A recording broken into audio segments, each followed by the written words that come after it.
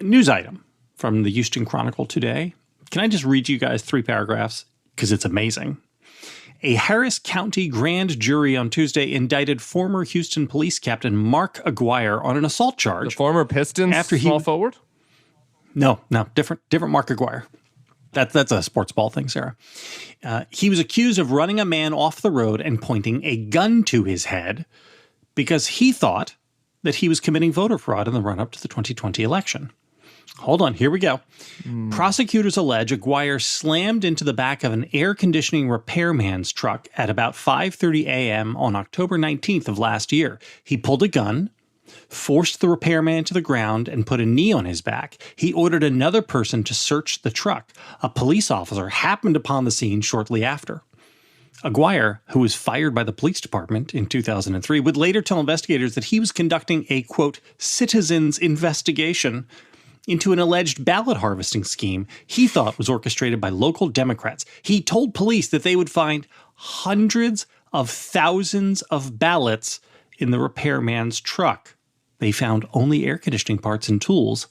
Aguirre said that he had been following the repairman for 4 days. But here's where we get to the best part of all of this. Is it, just really quick, is it possible that that this person is so advanced in his voter fraud that he took the ballots and made them into air conditioning repair equipment, right? And so the hoses are actually made of defrauded ballots, fraudulent ballots. Aguirre, a licensed private investigator at the time, was hired to investigate fraud claims and paid about $266,000 by the Liberty Center for God and Country, meaning that there were conservative groups out there dropping close to 300 G's on private investigators to follow citizens around. What the fuck is this?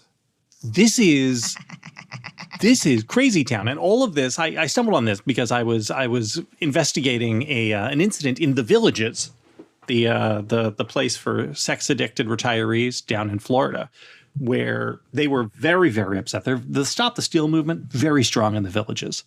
And they uncovered some voter fraud in the Villages. And they, in fact, arrested 3 residents of the Villages for committing voter fraud. All 3 of them voter frauding, trying to vote for Donald Trump twice. Oops. Oopsie. This is the time where we should shout out a Bulwark Plus fan and reporter at the Salt Lake Tribune, Brian Schott, who wrote a similar story recently. Well, there were no guns drawn in his story, but that was about the Utah Voter Verification Project. You see this? The UVVP. It's a very long-standing...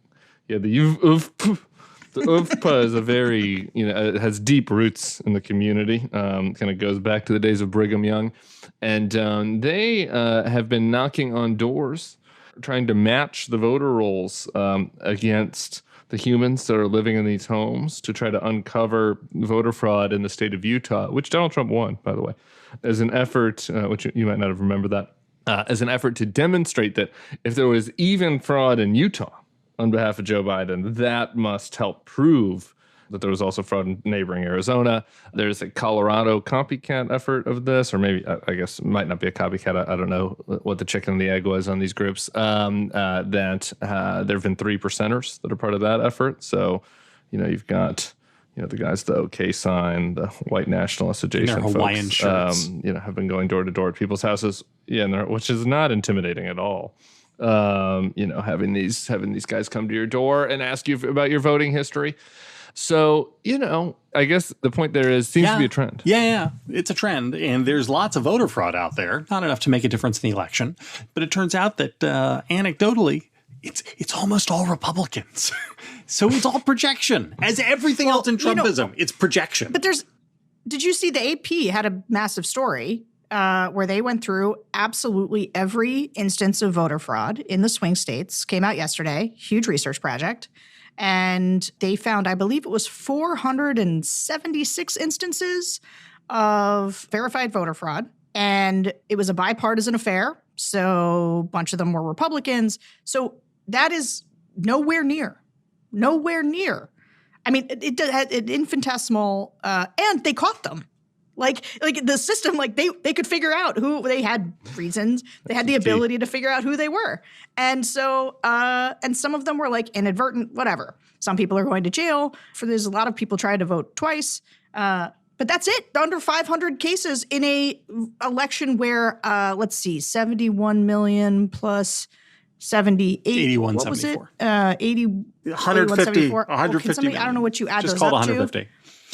Great. 150 million. That's great. So, incidentally, actually, that's extraordinary. So here's where extraordinary. Yeah. Have I ever told you the story, just really quick on the aside? Have I ever told you the story about my friend's mother and the voting fraud? You did, but you can tell it. We have Charlie's audience today, so they don't know.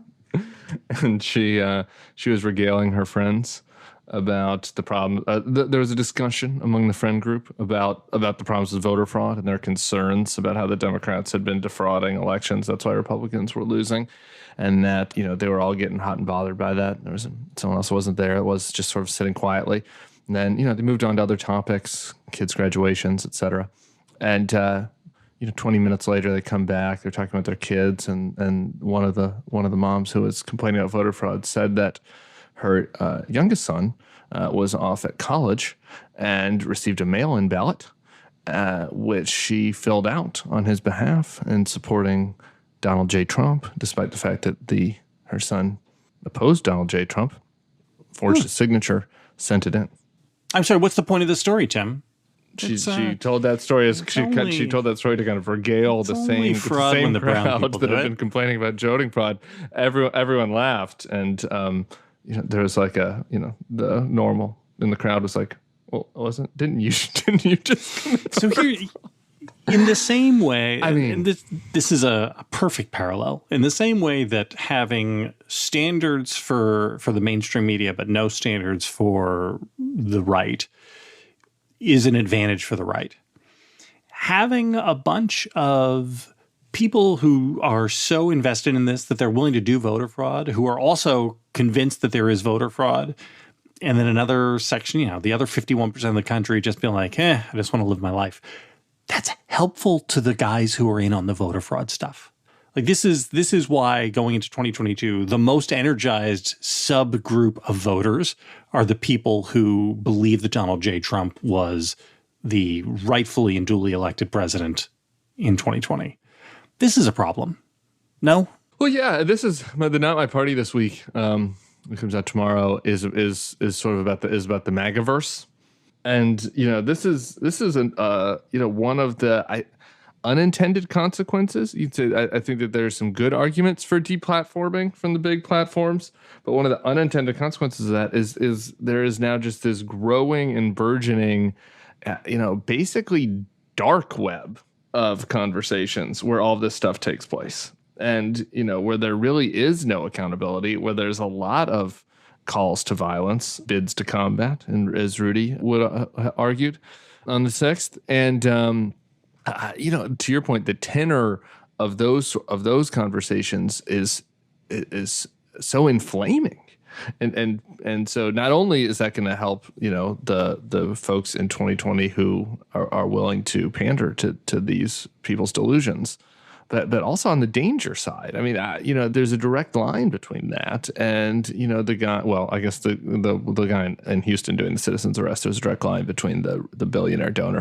who was funding that. But in a lot of these other cases, there's a direct line between like the information ecosystem these people are living in, and these sort of deranged actions that follow for that. Because if you have particularly with people with tenuous mental health, if you keep being told that the country is being stolen from you, why wouldn't somebody act on that?